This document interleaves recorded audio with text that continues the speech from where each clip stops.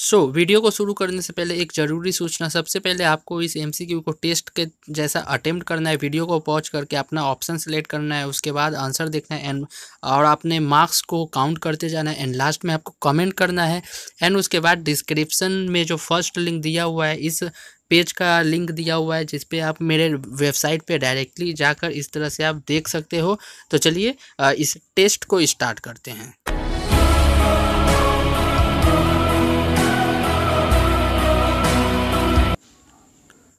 Hello everyone, welcome to our channel English Hindi with Akash Sahab. मैं आज आपके सामने कलाकार की व्यक्तिगत ईमानदारी चैप्टर का टॉप एमसीक्यूज लेकर आया हूँ। हिंदी सब्जेक्ट का ये कलाकार की व्यक्तिगत ईमानदारी का टॉप एमसीक्यूज है। तो चलिए इस टेस्ट को स्टार्ट करने से पहले मैं आपको इसके रूल्स एंड मार्किंग स्कीम्स के बारे में बता देता हूँ। तो पहले रूल्स आप जान लीजिए। चलिए गाइस, सबसे पहले मैं आपको इस एमसीक्यू टेस्ट का रूल्स एंड मार्किंग स्कीम बता देता हूँ। तो इसका रूल्स एंड मार्किंग स्कीम कुछ इस तरह से है। सबसे पहले तो आपके सामने क्वेश्चन अपीयर होगा आपकी स्क्रीन के सामने एंड उसके 4 ऑप्शंस भी मिलेंगे आपको। तो सबसे पहले आपको वीडियो को पॉज करना है और आपको क्वेश्चंस और ऑप्शंस को अच्छे से पढ़ना है एंड आपको करेक्ट ऑप्शन उसमें से चूज करना है, करेक्ट ऑप्शन सेलेक्ट करना है, उसमें करेक्ट ऑप्शन क्या होगा। और इसकी जो मार्किंग स्कीम ऐसी है कि आपको +1 देना है for correct answer and 0 marks for incorrect answer. अगर आपके आंसर सही होता है तो आप अपने आप को +1 मार्क्स देंगे और अगर गलत होता है तो 0 मार्क्स देंगे। कोई नेगेटिव मार्किंग यहाँ पर नहीं है, क्योंकि आपके एग्जामिनेशन में नेगेटिव मार्किंग नहीं है। तो आपके एग्जामिनेशन के जैसा इन्वायरमेंट क्रिएट करने के लिए मैंने एग्जामिनेशन के जैसा ही मार्किंग स्कीम्स को रखा है। और उसके बाद most important things is that आपको अपने मार्क्स को कमेंट सेक्शन में कमेंट करना है। ऑनेस्टली आपका मार्क्स कितना आ रहा है, नहीं आ रहा है, आपको कमेंट करना है। अगर आप 10 में 4 पा रहे हैं या 0 पा रहे हैं या फुल मार्क्स पा रहे हैं तो आपको कमेंट करना है, जिससे आप और भी अपने फ्रेंड्स के कमेंट देख पाएंगे कि आपके फ्रेंड्स कैसा परफॉर्म कर रहे हैं। उससे आपको बढ़िया परफॉर्मेंस करने के लिए मोटिवेशन मिलेगा। तो चलिए इसी के साथ हम लोग टेस्ट को शुरू करते हैं। उससे पहले मैं आपको ऑल द वेरी बेस्ट कहना चाहता हूँ। आपको इस टेस्ट के लिए मेरा ऑल द वेरी बेस्ट है। आप इस टेस्ट में अच्छा करें और अगर आप इस टेस्ट में अच्छा करते हैं तो आप अपने एग्जामिनेशन में अच्छा करोगे, क्योंकि ये एक एमसीक्यू एंड एसएक्यू के लिए ये एक तरह का सजेशंस भी है। ये सिर्फ टेस्ट नहीं है, एक सजेशंस भी है। इससे आपको बहुत सारे क्वेश्चन एग्जामिनेशन में जो है सेम आएंगे। तो अगर आप चैनल पे पहली बार आए हैं तो चैनल को सब्सक्राइब कर दे, लाइक कर दे इस वीडियो को, और ये वीडियो को सभी के साथ शेयर कर दे ताकि एक कंपटीशन का माहौल जनरेट हो और आप लोग कंपटीशन में हिस्सा ले पाएँ, ताकि आप एक दूसरे को compete कर अपना परफॉर्मेंस को बेहतर बना पाएँ। आप उसके लिए मैक्सिमम से मैक्सिमम फ्रेंड्स को आप इस टेस्ट में पार्टिसिपेट करने के लिए कहिए। तो चलिए इसी के साथ rules and marking scheme I hope आप समझ गए होंगे। तो आपका टेस्ट शुरू होता है और अब पहला क्वेश्चन जो है आपके स्क्रीन के सामने ये रहा। आई होप आपने रूल्स एंड मार्किंग स्कीम को जान लिया है। अगर आपका सही होता है तो आप +1 देना अपने आप को, अगर गलत होता है तो +0 देना एंड लास्ट में कमेंट जरूर करना अपने मार्क्स कितने पाए हैं। तो चलिए स्टार्ट करते हैं। उसके बाद देखिए टॉप एमसीक्यूज फ्रॉम चैप्टर कलाकार की व्यक्तिगत ईमानदारी। इसके रचनाकार है गजानन माधव मुक्तिबोध जी। तो चलिए स्टार्ट करते हैं जी। यही कलाकार की व्यक्तिगत ईमानदारी टॉप एमसीक्यू। लेकिन उससे पहले मैं बता दूं कि इस चैप्टर का व्याख्यामूलक प्रश्नों का उत्तर कैसे लिखें इस वीडियो में देखें। यहाँ पर लिंक दिया हुआ है, डिस्क्रिप्शन के फर्स्ट लिंक पर जाओ तो वहाँ पर जो इस पेज का लिंक मिलेगा वहाँ पर आपको जो लिंक मिल जाएगा यूट्यूब चैनल पर ऑलरेडी अपलोडेड है। लिंक पे क्लिक कीजिएगा तो आपको जो है इस चैप्टर के जो व्याख्यामूलक प्रश्नों का उत्तर कैसे लिखना है वो आपको समझ आ जाएगा। उसके बाद देखिए कूटज का जो एमसीक्यूज है, टॉप एमसीक्यूज कूटज चैप्टर का भी ऑलरेडी अपलोडेड है। इसका भी लिंक मैं डिस्क्रिप्शन में दे रहा हूँ। आप वहाँ पर जाके पहले आप वीडियो को देखकर उस टेस्ट अटेम्प्ट कर लेना, उसके बाद जो है आप वेबसाइट पर कूटज का टॉप एमसीक्यूज को भी देख लेना। उसके बाद इतना मेहनत कर रहा हूँ तो बस आपसे मैं एक ही चीज़ मांगूंगा कि सब्सक्राइब माई चैनल और दूसरों से भी सब्सक्राइब जरूर करवाइए। फॉर बेस्ट आंसर मैं आपको बेस्ट आंसर्स देता हूँ। चैनल का लिंक जो है आप जो यूट्यूब पर ही देख रहे हो, मेरे चैनल को इंग्लिश हिंदी विद आकाश साव को सब्सक्राइब जरूर करिए, सभी के साथ शेयर जरूर कीजिए वीडियोज़। मैं आपसे बस यही मांगता हूँ एंड आई होप आप मुझे ये सब दोगे, क्योंकि मैं आपके लिए इतना मेहनत जो करता हूँ। तो चलिए अब बिना किसी देरी के टेस्ट को स्टार्ट करते हैं। तो यहाँ पर देखिए टेस्ट में आपका जो है, टेस्ट का जो है पहला क्वेश्चन आपके सामने आ चुका है। तो पहला क्वेश्चन आप देख लीजिए क्या है कि कलाकार की व्यक्तिगत ईमानदारी किस विधा की रचना है। कलाकार की व्यक्तिगत ईमानदारी किस विधा की रचना है। आपके ऑप्शन से ए लेखाचित्र, बी कहानी, सी डायरी या डी नई कविता। सो रूल्स क्या है, वीडियो को रोकिए, वीडियो को पॉज कीजिए एंड अपने ऑप्शन को सिलेक्ट कीजिए। थोड़ा टाइम लेना है ले लीजिए, आप आधे मिनट से लेकर 1 मिनट तक का टाइम ले सकते हैं। और उसके बाद जो ऑप्शन को क्लिक कीजिए, उसके बाद वीडियो स्टार्ट कीजिए एंड उसके बाद देखिए कि मेरा जो आंसर है आपके साथ मैच कर रहा है कि नहीं। बी ऑनेस्ट, ऑनेस्ट होना है आपको, क्योंकि आपको एग्जामिनेशन देने जाना है। यहाँ पर अगर आप चीटिंग करोगे और आंसर को सही नहीं पकड़ोगे तो आपको एग्जामिनेशन में कहीं ना कहीं बहुत ज़्यादा प्रॉब्लम आ सकती है। तो चलिए इसके साथ हम इसके आंसर की ओर बढ़ते हैं। तो इसका आंसर जो होगा, इसका आंसर जो होगा C is the correct answer. Diary जो है इसका करेक्ट आंसर होगा। उसके बाद चलिए क्वेश्चन नंबर 2 पर चलते हैं। क्वेश्चन नंबर 2 आपके सामने, इस शहर में उन्हें सब जानते हैं। ये स्टेटमेंट है आपके बुक का, चैप्टर में यही है। तो यहाँ पर क्वेश्चन क्या है कि उन्हें किसके लिए प्रयोग हुआ है। तो यहाँ पे जो उन्हें बोला गया है, ये देखो ये उन्हें जो बोला गया है ये किसके लिए आया है। तो आपके ऑप्शन से यशराज, लेखक, ईश्वरी, साहेब। सो वीडियो को पॉज कर दें एंड ऑप्शन को सिलेक्ट करें। तो चलिए आई होप आपने वीडियो पॉज करके आंसर बताया होगा। तो चलिए मैं आपको आंसर की ओर चलता हूँ। तो इसका आंसर जो होगा A is the right answer. Yash Raj जो है ये सही आंसर होगा। मैं इसमें ऐसे ऐसे क्वेश्चंस लाया हूँ जो आपके पूरे चैप्टर को रिवाइज करवा देगा एंड इससे बाहर तो एमसीक्यू मतलब आ ही नहीं सकता है। आप हर एक एमसीक्यू या 1 मार्क्स का शॉर्ट क्वेश्चन तो आप जरूर अटेम्प्ट कर ही दोगे इस चैप्टर का। चलिए उसी के साथ चलते हैं हम लोग तीसरा नंबर क्वेश्चन में। तो कलाकार की व्यक्तिगत ईमानदारी एक किस पत्रिका में प्रकाशित हुई थी। तो किस पत्रिका में प्रकाशित हुई थी। तो ऑप्शन देखिए क्या है, ए सरस्वती पत्रिका, बी विशाल भारत या सी बाल प्रभाकर या डी वसुधा में हुई थी। तो यहाँ पर देखिए अगर कोई गलती से सी भी मानना चाहे बाल प्रभाकर तो वो गलत है, क्योंकि भाई बहन नामक जो आपका पाठ पढ़ना है वो बाल प्रभाकर में प्रकाशित हुई थी। तो यहाँ पे और सरस्वती पत्रिका जो है आपका प्रयोगवादी द्विवेदी युग में जो है यूज होता है। तो यहाँ पे कहीं ना कहीं आपके सिलेबस से रिलेटेड ऑप्शंस भी मिल जाते हैं। तो आपको जो है पर्टिकुलर चैप्टर के लिए ऑप्शन सेलेक्ट करना है। अगर यहाँ पे भाई बहन का क्वेश्चन होता है कि भाई बहन किस पत्रिका में प्रकाशित हुई थी तो आप सी मारते बाल प्रभाकर। बट यहाँ पे कलाकार की व्यक्तिगत ईमानदारी है, जो कि आपका आंसर होगा डी वसुधा। वसुधा जो है सही आंसर होगा। देखिए यहाँ पे डी जो है वसुधा इज द राइट आंसर। तो चलिए अगर आपका सही है तो +1 कीजिए, गलत है तो +0 मार्क्स कर दीजिए। उसके बाद चौथा नंबर पे चलते हैं। यशराज पेशे से क्या था। जो कैरेक्टर है चैप्टर में यशराज, तो उस यशराज का पेशा क्या था। कुछ लोग पेशा नहीं समझ पा रहे तो उसका प्रोफेशन क्या था, उसका काम धंधा क्या था।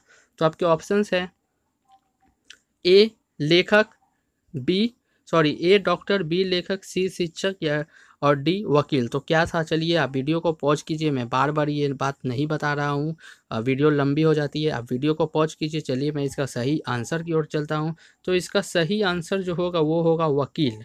D is the correct answer, वकील। जिन्होंने सही किया है +1 दे दो, जिन्होंने गलत किया है +0 दे दो। ईमानदारी से देना है, कोई चीटिंग नहीं करना है। कम आएगा अगले टेस्ट में और मेहनत करना, ज़्यादा आएगा तो उसको मेंटेन करना और अच्छा करने की कोशिश करना। अपने फ्रेंड्स को भी बता दो ताकि वो लोग भी इस टेस्ट में पार्टिसिपेट करें एंड उनका परफॉर्मेंस आप देख पाओ कि वो कैसा कर रहे हैं। और अगर आपको स्कूल में अपना टॉप करना है, एचएस में टॉप करना है, तो अपने फ्रेंड्स से अच्छा परफॉर्मेंस करना होगा। लेकिन उससे पहले आपका जानना ज़रूरी है कि आपका फ्रेंड्स जो है वो कैसा परफॉर्म करता है। इसीलिए आप उसे ये वीडियो ज़रूर दें। उसे आप चैलेंज दे सकते हैं कि मैंने 30 में इतना पाया, तुम कितना पाते हो, ये टेस्ट देकर दिखाओ। तो चलिए उसी के साथ चलते हैं क्वेश्चन नंबर 5। क्वेश्चन नंबर 5 ये क्या है कि यशराज कैसे उड़ता था। तो यशराज कैसे उड़ता था। तो हवाई जहाज की तरह, पंछियों की तरह, पिस्तौल से छूटी गोली की तरह या डी इनमें से कोई नहीं। तो ये बहुत ही ईजी आंसर इसका है, इजी क्वेश्चन है ये। देखिए क्वेश्चन बहुत मिक्स होता है इसमें, मैं टफ क्वेश्चन भी लिया हूँ, मीडियम भी लिया हूँ, ईजी भी लिया हूँ। तो चलिए इसका जो है सही आंसर मैं बता दे रहा हूँ। इसका सही आंसर जो होगा सी इज़ द करेक्ट आंसर। मैं आंसर शो करवा दे रहा हूँ। तो यहाँ देखिए, पिस्तौल से छूटी गोली की तरह इज द राइट आंसर। उसके बाद चलिए क्वेश्चन नंबर 6 में चलते हैं।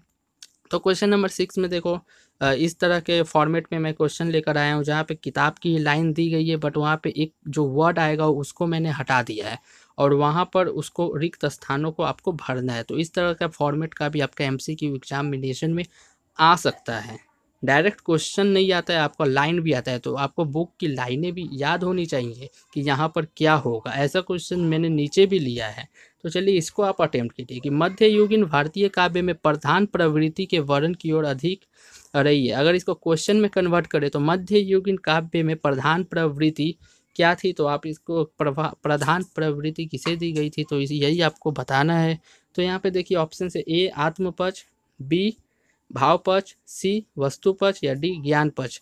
सो ये बहुत ही देखिए मध्ययुगीन भारतीय काव्य में प्रधान प्रवृत्ति, गौड़ प्रवृत्ति, छायावाद में प्रधान प्रवृत्ति, गौड़ प्रवृत्ति, ये तो आप याद कर ही लेंगे क्योंकि ये जो इस चैप्टर का एक सेंटर पॉइंट है, ये जो है बहुत इंपॉर्टेंट लाइन है। तो चलिए इसका आंसर की ओर चलते हैं। तो इसका आंसर जो है सी इज द करेक्ट है। वस्तु पक्ष को प्रधान प्रवृत्ति मिली है मध्ययुगीन काव्य में।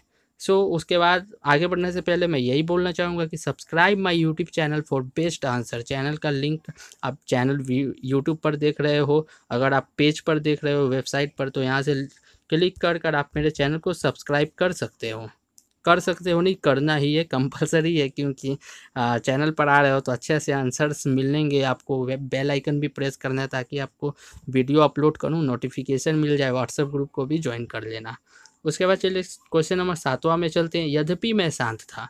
तो यहाँ पे देखो, यद्यपि मैं शांत था, ये बुक का लाइन है। तो यहाँ पर मैं कौन है, ये जो मैं है, मैं किसे रिप्रेजेंट कर किया जा रहा है।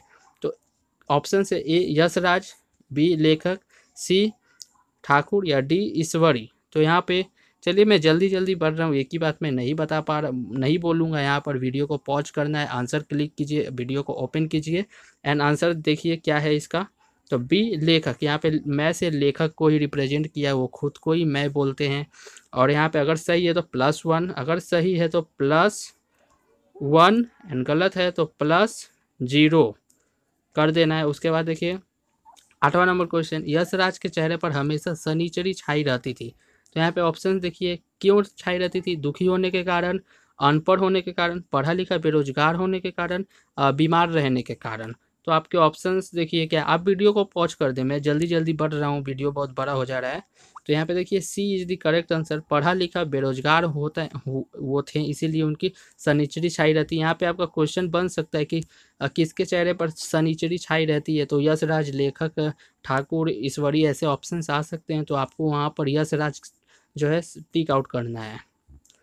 तो यहाँ पर आप देख सकते हैं ये जो है सी ऑप्शन हो गया। उसके बाद चलिए 9 नंबर क्वेश्चन पर चलते हैं। नंबर 9, छायावादी युग ने प्रधान स्थान किसको दिया है? तो ऊपर हम लोगों ने मध्य युगीन का पे पढ़ा, तो यहाँ पे छायावादी, अगर आप एक को भी याद रखते हो तो दूसरा याद हो जाता है, क्योंकि दोनों उल्टा है। तो वहाँ पर जो है प्रधान पक्ष, वस्तु पक्ष को प्रधान स्थान मिला था।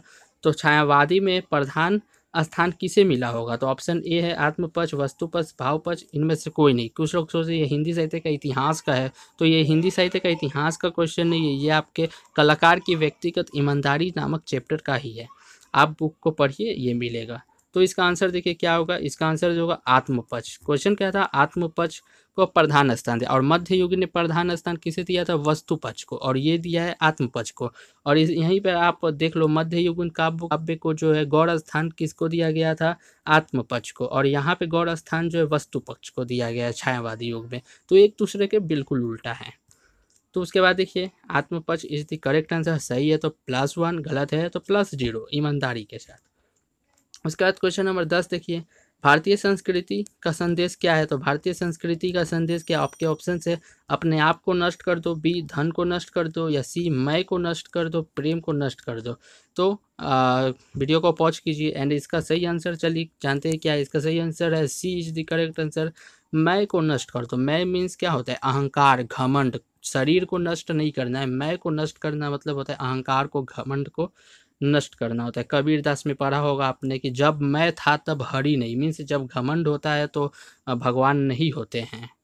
समझ रहे हो ना आप, रिलेट कर सकते हो। फिर चलिए आगे बढ़ने से पहले इस चैप्टर के व्याख्यामूलक प्रश्नों का उत्तर कैसे लिखना है। व्याख्यामूलक अगर कोई लाइन आती है तो उसका व्याख्यामूलक कैसे लिखना है, संदर्भ, प्रसंग, व्याख्या, एंड उसके बाद मोस्ट इंपॉर्टेंट जो बहुत स्टूडेंट नहीं लिखते बट टॉपर स्टूडेंट उसे लिखते हैं, विशेष, तो वहाँ पे इस वीडियो में जाकर आप उसे देख सकते हैं। उसके बाद देखिए क्वेश्चन नंबर 11 आपके स्क्रीन पर आ गया है कि वसुधा किस प्रकार की पत्रिका है। तो वसुधा जो है किस प्रकार की पत्रिका है, आपके ऑप्शंस क्या है। ए धार्मिक पत्रिका, बी नाटकीय पत्रिका, सी राजनीतिक पत्रिका, डी साहित्यिक पत्रिका। सो आंसर क्लिक कीजिए, जल्दी से वीडियो को पॉज कर दीजिए। ऑप्शन मैं क्वेश्चन और आंसर ऑप्शन को पढ़ूं इससे पहले आप वीडियो को पॉज करके खुद ही पढ़ लो, क्योंकि ये तो हिंदी है, इसमें समझाना क्या है। धार्मिक पत्रिका है, इसमें मैं क्या समझाऊँ आपको, ये सब तो आपको पता ही है। तो इंतजार मत करो कि मैं बोलूँगा, वीडियो को रोको, आंसर क्लिक करो। तो यहाँ पे चलिए सही आंसर है D is the correct answer, साहित्यिक पत्रिका। चलिए देख लेता हूँ क्या मैं भी सही हूँ। जी हाँ, मैं भी सही हूँ, साहित्यिक पत्रिका, D is the correct answer. चलिए उसी के साथ आगे बढ़ते हैं। यहाँ पे देखिए क्या है, दोनों ने अपने अपने आसन बदले। तो यहाँ पर दोनों कौन है, दोनों ने अपने अपने आसन बदले, यहाँ दोनों कौन है। तो आपके ऑप्शन है साहिब और सुंदरिया, बी लेखक और ईश्वरी, सी लेखक और यशराज, या डी वक्ता एंड श्रोता। वक्ता मीन्स बोलने वाला, श्रोता मीन्स सुनने वाला। तो यहाँ पे देखिए आपके सभी सिलेबस के सभी चैप्टर्स का यहाँ पे कैरेक्टर आ चुका है। साहेब और सुंदरिया भाई बहन के हैं, लेखक और ईश्वरी नशा चैप्टर के हैं, लेखक और यश राज जो है इस कलाकार की व्यक्तिगत ईमानदारी चैप्टर का है, वक्ता एंड श्रोता कोई भी चैप्टर का नहीं है, ये तो बोलने वाला सुनने वाला होता है। तो कुछ लोग जो है लेखक लेखक देखकर ऑप्शन तो वो सही मारेंगे कि लेखक और Yash Raj, C is the correct answer, but गलती में लेखक लेखक यहाँ पे देख रहे हो कॉमन है, लेखक लेखक बी ना लिख दे, क्योंकि देखो लेखक और ईश्वरी नशा चैप्टर में ईश्वरी और यश राज से यहाँ पे डिफ्रेंशिएट हो रहा है। तो लेखक और Yash Raj, C is the correct answer. यहाँ पे मैं आपको शब्दों से भी उलझाने की कोशिश करता हूँ ताकि आप लोग शब्दों में उलझो ना एग्जाम में। यहाँ उलझ जाओ ठीक है, एग्जाम में मत उलझना, वहाँ पे तो आपको उलझे हुए चीज़ों को भी सुलझाना है और आंसर को फाइंड आउट करना है। तो चलो option number C correct answer है, सही है तो +1, गलत है तो +0। उसके बाद देखिए क्वेश्चन नंबर 13, किसके चेहरे पर हमेशा शनिचरी छाई रहती है। तो ये तो यार बहुत इजी क्वेश्चन है। तो ऑप्शन है लेखक यशराज ठाकुर सुंदरिया। तो इसका आंसर जो होगा बी होगा यशराज, क्योंकि ऊपर में एक क्वेश्चन था शनिचरी क्यों छाई रहती है यशराज पे, और यहाँ क्वेश्चन आ गया किसके चेहरे पर शनिचरी छाई रहती है। मैंने ये क्वेश्चन ऊपर भी बोला था, ऐसा क्वेश्चन शॉर्ट क्वेश्चन में बन सकता है। तो आपको आंसर में लिखना होगा यशराज, वहाँ पे ऑप्शन नहीं होता है, शॉर्ट क्वेश्चन में लाइन में लिखना होता है कि यशराज के चेहरे पर हमेशा शनिचरी छाई रहती थी। यहाँ पर आप देख लीजिए आंसर जो है B is the correct answer, Yashraj. उसके बाद चलिए नेक्स्ट क्वेश्चन में हम लोग चलते हैं। तो नेक्स्ट क्वेश्चन क्या है, मानसिक प्रतिक्रिया में किसका अंतर है। तो मानसिक प्रतिक्रिया, ये थोड़ा मीडियम टाइप का क्वेश्चन भी हैं। तो मानसिक प्रतिक्रिया में किसका अंतर है। तो ऑप्शन ईमानदारी, प्रेम, सी उदारता, डी संवेदना। तो इसका जो है सही आंसर है, इसका सही आंसर होगा डी संवेदना इज द करेक्ट आंसर। तो चलिए उसके बाद आगे बढ़ते हैं। अगर कूटज चैप्टर का आपने एमसीक्यू नहीं देखा है तो इस पेज पर जब आओगे तो आपको यूट्यूब चैनल का लिंक, यूट्यूब का वीडियो मिल जाएगा, वीडियो में जाकर टेस्ट दे देना, इसी तरह से टेस्ट दे देना। उसके बाद जो है डिस्क्रिप्शन में उसका लिंक होगा, आप जो है डायरेक्टली कूटज के उस ये वेबसाइट में आप पीडीएफ के इस फॉर्म में देख सकोगे। चलिए उसके साथ चलते हैं हम लोग। 15 नंबर, किसके आधार पर भावना की इमारत टिकी हुई है। किसके आधार पर भावना की इमारत टिकी हुई है। ऑप्शंस ईट और भलू, सॉरी यहाँ पे भलू नहीं होगा, बालू होगा। आई होप आप लोग समझ पा रहे हो, ईट और बालू। बी दुख और सुख, डी ज्ञान और बोध, डी आत्मपक्ष या वस्तुपक्ष। तो यहाँ पे इस दो चैप्टर की अगर बात की जाए तो ज्ञान और बोध और आत्मपक्ष वस्तुपक्ष इस चैप्टर से रिलेटेड है। सुख और दुख जो है कूटज चैप्टर से रिलेटेड है। तो आप यहाँ पे आंसर जो है एलिमिनेट भी कर सकते हो ऑप्शंस को, जिससे ये गलत है ये भी गलत है, तो ये दोनों में से सही हो। अगर आपको नहीं भी पता है तो 50% तो चांस बन गए, पहले 25% था। एक भी अगर आपने एलिमिनेट किया कि ये तो नहीं होगा तो आपके पास जो है 33% आ जाते हैं प्रोबेबिलिटी। अगर आपने दो को एलिमिनेट कर दिया तो आपने अब दो बचा, 50% बच रहा है। उसके बाद अगर आपने तीसरा ऑप्शन भी एलिमिनेट कर दिया, ये भी नहीं होगा, तब तो कंफर्म जो बचा है वही होगा, भले ही नहीं पता है बट अब वही होगा। तो यहाँ पर देखिए इसका ऑप्शन जो होगा सी होगा, ज्ञान और बोध। तो यहाँ पे C option is the correct, ज्ञान और बोध। उसके बाद चलिए फिर से आ गया रिक्त स्थान को भरने का क्वेश्चन। मानसिक प्रतिक्रिया में जिस वस्तु के प्रति होती है उस वस्तु का, तो मानसिक प्रतिक्रिया में जिस वस्तु के प्रति, मानसिक प्रतिक्रिया जिस वस्तु के प्रति होती है उस वस्तु का यहाँ पे क्या आवश्यक है, आवश्यक है। तो रिक्त स्थान को भरो। तो ऑप्शन नंबर ए चित्र आवश्यक है या चित्र अनावश्यक है, मीन्स आवश्यक नहीं है। सी चित्र परम आवश्यक है। उसके बाद जो है चित्र जो चरित्र गलत है। तो इसका आंसर आप क्लिक कीजिए, मैं बता दे रहा हूँ इसका आंसर जो होगा इसका आंसर सी होगा। चित्र जो है परम आवश्यक है। आप मानसिक प्रतिक्रिया जिस वस्तु के प्रति होती है उसका, उस वस्तु का चित्र परम आवश्यक है, मीन्स आवश्यक से भी ज़्यादा परम आवश्यक। तो आप यहाँ पे देख सकते हैं सी परम आवश्यक। चलिए उसके बाद हम लोग चलते हैं। तब तक के लिए यार क्या कर रहे हो, सब्सक्राइब तो कर दो चैनल, और उसके बाद वीडियो को तो लाइक ज़रूर कर दो। लाइक करने में, सब्सक्राइब करने में, शेयर करने में आपका 1 रुपया भी नहीं जाता है। तो फिर आप लोग क्यों नहीं करते हो, मुझे पता नहीं है। और उसमें मेहनत भी तो नहीं लगता है। इंटरनेट तो दिन भर फालतू का यूज करते हो, फेसबुक, इंस्टाग्राम, तो कुछ अच्छे काम भी करो। मैं तो देखो, मैं अपना इंटरनेट बहुत अच्छे काम पे लगाता हूँ, आप लोगों के लिए वीडियो बनाकर, आप लोगों के लिए वेबसाइट में ये सब हिंदी में टाइप करना कितना मुश्किल होता है, फ़ोटो डालना, लिंक अटैच करना, तो इतना भी आसान काम नहीं होता है। आप हिंदी टाइप करने बैठो आपको समझ में आ जाएगा। तो चलिए ये इजी इजी का कुछ काम कर दीजिए। मैं आपके लिए बहुत ज़्यादा मेहनत करता हूँ, तो आप थोड़ा सा तो हेल्प कर ही सकते हो। तो वहाँ पर अब देखिए 17 नंबर क्वेश्चन क्या है, वह डॉट डॉट डॉट आदमी है रिक्त स्थान के जैसे। तो वह कैसा आदमी है, तो ऑप्शन ए पागल, बी आला, प्रेमी, धनी। तो यहाँ पर आप देख सकते हो कि ये जो लाइन है, यहाँ पर आप ऑप्शन से पहले ये लाइन को आपको पता करना होगा एग्जामिनेशन में जब आएगा, ये किस चैप्टर का है। सिंस ये जो है बहुत ही फेमस लाइन है कि वह आला आदमी है, लेकिन ऐसा कोई और भी तो लाइन आ सकता है। तो यहाँ पर आपको पता है ये कलाकार की व्यक्तिगत ईमानदारी नाम का लाइन है, बट एग्जाम में तो पार्ट का नाम नहीं लिखा होगा। तो यहाँ पर इस तरह से आपको पता होना चाहिए। उसके बाद पता चल गया तो उसके बाद आप सोच सकते हो कि इसका आंसर क्या होगा। तो इसका आंसर होगा बी, वह आला आदमी। अब यहाँ पे अगर क्वेश्चन आ जाता वह कौन है, तो वह यश राज है। अरे यार क्वेश्चन जैसे दो मैं तो सॉल्व कर दूंगा, ऐसा मतलब आपको 360 डिग्री एबी डिविलियर्स नहीं होता क्रिकेट में, उसके जैसा बनना है। कोई भी बॉल फेंको मैं छक्का मार दूंगा। तो ऐसा ही होता है। उसके बाद देखो सब्सक्राइब का बात कर रहा था, सब्सक्राइब करने के बाद यहाँ भी आ गया, तो सब्सक्राइब कर दो यार मेरे चैनल को। चलिए उसके बाद हम लोग चलते हैं नेक्स्ट क्वेश्चन पर।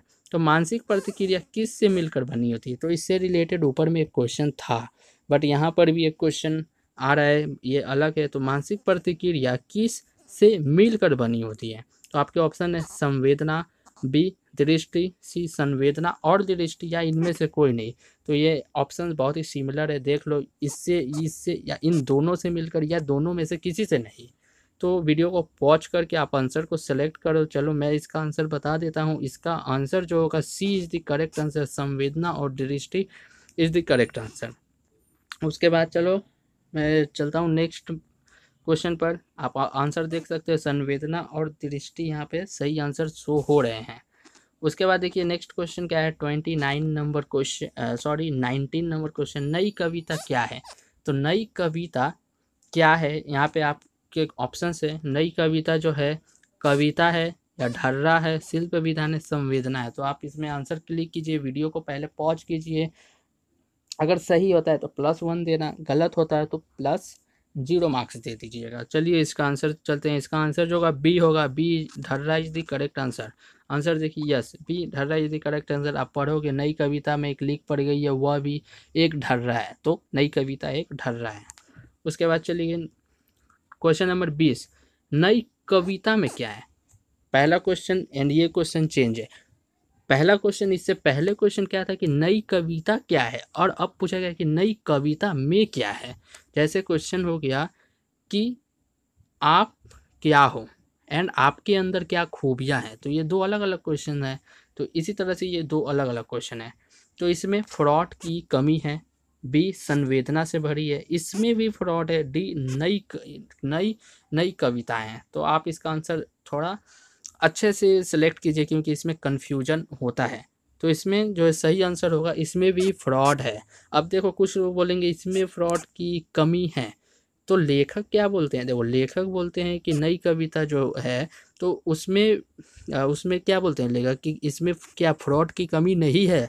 तो एक तरह से वो क्वेश्चन पूछने के भाव से बोल, इसमें क्या फ्रॉड की कमी नहीं है, मीन्स लेखक क्या कहना चाहते हैं, फ्रॉड है उसमें। तो आप फ्रॉड की कमी है इसको मत सिलेक्ट कर देना, ये सी होगा, इसमें फ्रॉड है, मीन्स लेखक के अनुसार उसमें फ्रॉड है। मैं अगर पूछूं कि आप वहाँ नहीं जाओगे, तो क्या मैं ये थोड़ी ना बोल रहा हूँ कि आप वहाँ नहीं जाओगे, मैं पूछ रहा हूँ कि आप वहाँ नहीं जाओगे, आपको जाना है तो आप वहाँ पे जाओगे। मीन्स क्वेश्चन तो लग रहा है कि नेगेटिव जैसा लेखक बोल रहा है, लेकिन उसका पॉजिटिव में मतलब नहीं वर्ड को आपको हटाना है, इसमें भी फ्रॉड है, इसका आंसर ये सही होगा। तो यहाँ पे कुछ कन्फ्यूजन्स होती हैं स्टूडेंट में, मैंने देखा हूँ, तो इसलिए मैं आपके सामने भी ये बता रहा हूँ। तो option number C is the correct, इसमें भी फ्रॉड है। चलिए उसके बाद इसी चैप्टर के व्याख्यामूलक प्रश्न का उत्तर कैसे लिखे, उसका वीडियो का लिंक जो इस पेज पे मिल जाएगा चैनल पर, आप प्रीवियस वीडियो ही देखें, ये वीडियो से पहले मैंने ये वीडियो अपलोड कर दिया है, तो आप उसे जाकर देख सकते हो। तो चलिए क्वेश्चन नंबर 21 पे चलते हैं। तो कलाकार की व्यक्तिगत ईमानदारी की संकलन से लिया गया है। तो की नहीं, यहाँ पे किस होगा, थोड़ा हिंदी में होता है, हिंदी में मिस टाइपिंग बहुत ज़्यादा हो जाती है क्योंकि बहुत अजीब तरह से टाइप करना पड़ता है, हिंदी इंग्लिश नहीं, ये फटाफट हो जाता है। तो देखिए कलाकार की व्यक्तिगत ईमानदारी किस संकलन से लिया गया, तो ऑप्शन नंबर ए एक बादशाह की डायरी, ऑप्शन बी एक वैज्ञानिक की डायरी, सी एक साहित्यकार की डायरी, या डी एक साहित्यिक की डायरी। सो यहाँ पे सही ऑप्शन आपको क्लिक करने हैं, तो सही ऑप्शन जो होगा एक साहित्यिक की डायरी। देखो साहित्यिक और साहित्यकार अलग होता है, साहित्यिक एक जो है क्षेत्र होता है साहित्य का क्षेत्र, और साहित्यकार मीन्स एक आप लेखक, एक साहित्यकार एक आदमी की डायरी की नाम ले रहे हैं, तो यहाँ पे एक साहित्यिक की डायरी सही होगा, D is the correct answer. उसके बाद चलिए क्वेश्चन नंबर 22 पर चलते हैं। तो वह मात्र व्यक्तिगत कमरा नहीं है, यहाँ किसके बारे में कहा जा रहा है, तो वह मात्र व्यक्तिगत कमरा नहीं है। तो क्या है जो वो व्यक्तिगत कमरा नहीं है, वह यहाँ पे किसके बारे में कहा जा रहा है, तो ऑप्शन है लेखक, यशराज, कविता, कवि। तो यहाँ पर देखिए ऑप्शन को सिलेक्ट कीजिए, मैं बढ़ रहा हूँ आगे, वीडियो को पॉज करके आप सिलेक्ट करना। तो यहाँ पे ऑप्शन सी सही होगा, कविता जो है वो एक व्यक्तिगत कमरा नहीं है। अगर सही है तो +1 दे दो, गलत है तो प्लस लड्डू दे दो अपने आप को। सो यहाँ पे क्वेश्चन नंबर 23 में देखिए क्या है कि किस युग ने वस्तु पक्ष को गौड़ स्थान दिया, गौड़ स्थान वस्तु पक्ष। अभी ऊपर मैंने मध्य युगीन काव्य, छायावादी काव्य मैंने बहुत पढ़ाया, तो ये से तो आपको पता चल गया कि ये दो ऑप्शन गलत हो गया, सी और डी नहीं होगा, ए और बी में से ही कोई होगा। तो मध्य युगीन काव्य, छायावादी युगीन काव्य, प्रयोगवादी युग, इनमें से कोई नहीं। मैं आपको सजेस्ट करता हूँ कि आप एक का याद रखो कि किसने मध्ययुगीन काव्य ने किसको प्रधान स्थान और किसको गौड़ स्थान दिया, और उसका उल्टा कर दोगे तो छायावादी युग का आ जाएगा। आप दोनों याद करोगे तो खिचड़ी बन जाएगा, मिक्स हो जाएगा, तो आप एग्जाम में हो सकता है गलत कर दो। तो यहाँ पे वस्तु पक्ष को गौड़ स्थान किसने दिया है, तो आपने इसका अगर गौड़ स्थान याद किया है तो इसका अगर मान लो गौड़ स्थान कुछ है तो इसका वो हो जाएगा, अगर इसका नहीं है तो ये उसका हो जाएगा, ऐसे करके याद कर लेना, एक का याद करना और सब आगे हो जाएगा। इसका आंसर जो होगा बी होगा, छायावादी युग, छायावादी युग होगा। तो चलो यहाँ पे छायावादी युग ने जो है वस्तु पक्ष को गौड़ स्थान दिया, मीन्स मध्य युगीन काव्य ने जो है वस्तु पक्ष को प्रधान स्थान दिया है। आप समझ रहे हो मैं क्या बोल रहा हूँ। एंड आत्म पक्ष को छायावादी युग ने प्रधान स्थान दिया है, मध्य युगीन ने गौड़ स्थान दिया है, तो एक दूसरे के उल्टा है। चलिए इसके बाद चलते हैं क्वेश्चन नंबर 24। लेखक को सुनने में कितनी बातें नजर आई, सॉरी यहाँ पे सुनने नहीं होगा, शून्य होगा, जीरो जीरो जो होता है ना शून्य। लेखक को सुनने में कितनी बातें नजर आई, मैं वेबसाइट पे इसको जो अपडेट कर दूंगा, शून्य कर दूंगा उसको। तो यहाँ पे देखो 2 4 3 1, तो लेखक को सुनने में 2 बातें नजर आती हैं, तो B option is the correct answer, 2 is the correct answer. उसके बाद देखिए 25 नंबर क्या है, लेखक ने पुरानी टाट पट्टी की तुलना किससे की है, जो पुरानी टाट पट्टी होती है ना, तो लेखक ने उसकी तुलना किससे की है, तो ये अपनी कविता की एक पंक्ति, अपनी कहानी की एक पंक्ति, अपने ज़िंदगी के बारे में या विश्वविद्यालय के बारे में। को क्लिक कीजिए, वीडियो बहुत लंबा हो जाएगा इसलिए मैं जल्दी जल्दी आगे बढ़ रहा हूँ। तो इसका आंसर जो होगा अपने कविता की एक पंक्ति से उस टाट पट्टी का जो है तुलना किया गया है, तो A option is the correct answer. कूटज का टॉप MCQ जो है चैनल पर अपलोडेड है, आप सर्च भी कर सकते हो, कूटज MCQ आकाश साव। आप मेरा नाम लिख दोगे तो मेरा वीडियो आ जाएगा। उसके बाद देखो 26 नंबर क्वेश्चन क्या है कि हाँ यह होता है उसके मसीहाई बौद्धिक अहंकार के बावजूद। यहाँ उनके किसके लिए प्रयोग हुआ है, देखो यहाँ पे उनके जो है ये किसके लिए प्रयोग हुआ है यही आपको बताना है। आपके ऑप्शंस है लेखक के लिए, यशराज के लिए, आलोचक के लिए, डायरी के लिए। तो ये आपका बुक का लाइन है, आपको हर एक लाइन भी याद होनी चाहिए, इंपॉर्टेंट लाइनें याद होनी चाहिए जिससे आप आंसर बता सको। तो इसका आंसर जो होगा, answer number C is the correct. यहाँ पे उन्हें आलोचक के लिए कही गई है। उसके बाद देखिए क्या है क्वेश्चन नंबर 27, लेखक ने किन का नाम लेना चाहा। लेखक ने जब वहाँ पे वार्तालाप होती है, कन्वर्सेशन होती है, बहस चलती है यशराज लेखक के बीच, तो लेखक ने वहाँ पे कुछ लोगों के नाम लेने चाहे। तो किसके नाम लेने चाहें यही आपको बताना है। तो वैज्ञानिकों के नाम लेने चाहे, रिश्तेदारों के नाम लेने चाहें, साहित्यकारों के नाम लेने चाहें या आलोचकों के नाम लेने चाहें। तो इसका आंसर सी और शॉर्ट है आलोचकों। D is the correct answer, आलोचकों के नाम लेने चाहें। लेखक बोलते हैं मैंने कुछ आलोचकों के नाम लेना चाहा, ऐसा करके लाइन है। उसके बाद देखिए क्या है 28, यशराज लेखक को किसकी आंखों से देखता है। तो यशराज लेखक को किसकी आंखों से देखता है, ये भी बहुत ही अटपटा क्वेश्चन है क्योंकि आपको लाइन पता होना चाहिए बुक का। मैं बोल रहा हूँ इजी मीडियम हार्ड मैं सभी तरह के क्वेश्चंस लाता हूँ क्योंकि आप ऑलराउंडर बनो। तो यहाँ पे ऑप्शंस आप देख लो क्या है, खुद की आंखों से, विजेता की आंखों से, आलोचक की आंखों से, लेखक की नज़रों से। तो यहाँ पे देखो सही आंसर जो है क्या होगा, बी करेक्ट होगा, विजेता की आंखों से। यशराज जो है विजेता की तरह जो है लेखक को देखते हैं। तो आप आंसर देख लो यहाँ पे B is the correct answer. उसके बाद चलिए क्वेश्चन नंबर 29, लेखक अपने हृदय को संपादित एवं संशोधित किसके द्वारा करते हैं। यहाँ पे हृदय होगा दिल, हृदय थोड़ा मिस प्रिंट है। लेखक अपने हृदय को संपादित एवं संशोधित किसके द्वारा कर सकते हैं, किसके द्वारा कर सकते हैं। तो ऑप्शन देखो, पढ़ लिख कर, बुद्धि द्वारा, आलोचकों के निंदा करने के द्वारा या यशराज के द्वारा। तो यहाँ पर आपके ऑप्शन जो है बी होगा, बुद्धि द्वारा वो अपने हृदय को जो है संशोधित एवं संपादित कर सकते हैं। उसके बाद देखो द लास्ट क्वेश्चन, कलाकार की व्यक्तिगत ईमानदारी किस वर्ष प्रकाशित हुई थी। तो ये आपका जो है लास्ट क्वेश्चन है। आपके ऑप्शन देखो क्या है, मार्च 1960 या जून 1960 या अगस्त 1947 या जनवरी 1977। तो आप इसका आंसर जो है जल्दी से वीडियो को पॉज कर बताओ क्या होगा। चलिए मैं ही इसका आंसर बता देता हूँ। सो इसका जो आंसर होगा मार्च 1960 होगा, इसका आंसर मार्च 1960 होगा। सो चलिए इसका जो है आंसर मैंने यहाँ पे नहीं दिया है बट मैंने बता दिया है मार्च 1960। सो आप जो है जल्दी से ये 30 में आपने कितना पाया कमेंट जरूर करना है। इस वीडियो के डिस्क्रिप्शन में चले जाओ, फर्स्ट लिंक जो है इस वेबसाइट का लिंक है, वहाँ पर जाकर मैं जिस पेज पे हूँ आप भी उस पेज पर पहुँच जाएंगे। एंड उसके बाद इंपॉर्टेंट लिंक जो इस चैप्टर का जो है वहाँ पर मिल जाएगा, जो है इस पार्ट का व्याख्यामूलक प्रश्नों का उत्तर कैसे लिखे, कूटज का जो है टॉप MCQ कैसे लिखे। And last but not the least आपको जो है ये मेरे चैनल को सब्सक्राइब करना है। And thank you from English Hindi with Akash Sao, मेरे तरफ से आपको धन्यवाद आपको इस वीडियो को देखने के लिए। तो चलिए मिलते हैं नेक्स्ट वीडियो में किसी और इंटरेस्टिंग टॉपिक के साथ। बट इससे पहले आप ईमानदारी से जो है कमेंट ज़रूर कीजिएगा और वीडियो कैसा लगा बताइए, लाइक तो ज़रूर कर दीजिए और सभी के साथ शेयर कीजिए ताकि एक आप कंपटीशन का माहौल देख पाओ। एंड डिस्क्रिप्शन में फर्स्ट लिंक है उसे क्लिक करके आप मेरे वेबसाइट पर जाकर इसको आप देख सकते हो, आप देख लो, इसको आप देख सकते हो। तो चलिए मिलते हैं नेक्स्ट वीडियो में, तब तक के लिए tata and bye bye, have a nice day.